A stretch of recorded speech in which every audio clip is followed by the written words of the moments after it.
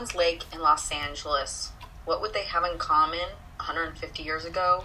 Or what would people think that they had needed from each other? Not at the time anything. But as we see through this development in this slideshow, we will see how the Owens Lake has provided water to Los Angeles over 150 years.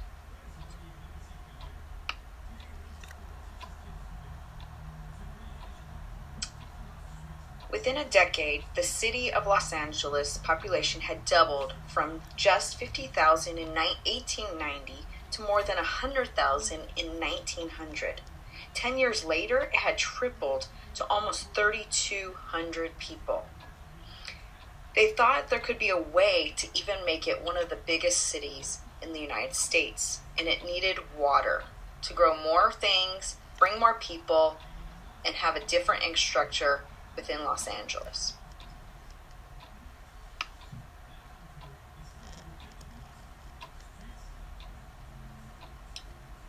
The California Water Wars were a series of conflicts between the city of Los Angeles and farmers and ranchers in the Owens Valley of Eastern California.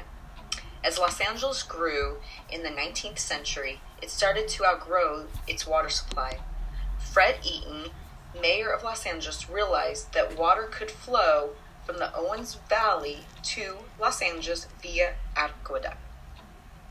From 1902 to 1905, Eaton, Mulholland, and others engaged in underhanded methods to ensure that Los Angeles would gain those water rights in the Owens Valley, blocking the building water infrastructure for the residents in Owens Valley. While Eaton engaged in most of the political maneuvering, Mulholland misled Los Angeles public opinion by dramatically understating the amount of water then available for Los Angeles growth.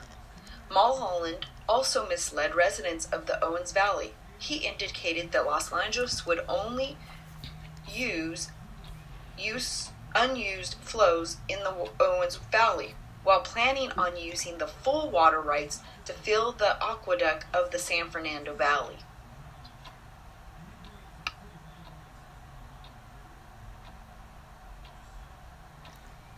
The San Fernando Valley was now rich of cattle farms, orchard farms, and nut farms. The aqueduct was completed.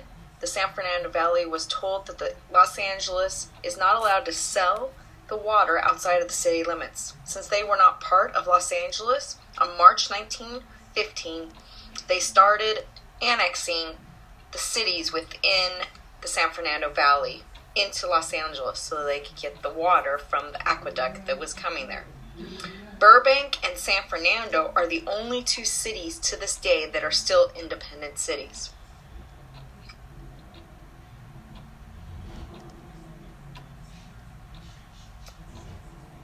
In 1906, the Los Angeles Board of Waters appointed Mulholland the chief engineer of the Los Angeles Aqueduct project. It took from 1907 to 1913 to complete. Mulholland directed the progress of the aqueduct. It was 233 miles long, took 3,900 workers at its peak, and involved digging of 164 tunnels.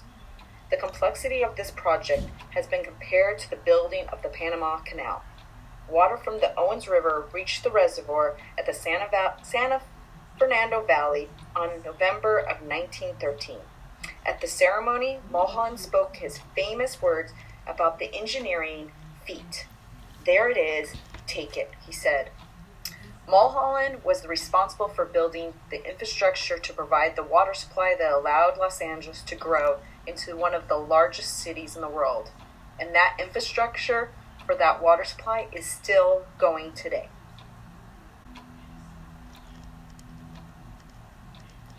Over 100 years, this aqueduct has brought water to Los Angeles. And many of us don't even realize all that went into this aqueduct and how many people it affected. We pass by it as we go up to the San Fernando Valley and see it floating all the way down. I myself didn't even think of all the consequences or how it is even built. This story has enlightened me and also given me appreciation. I hope you enjoyed my slideshow, and I look forward to seeing all of yours. Thank you, and have a blessed week.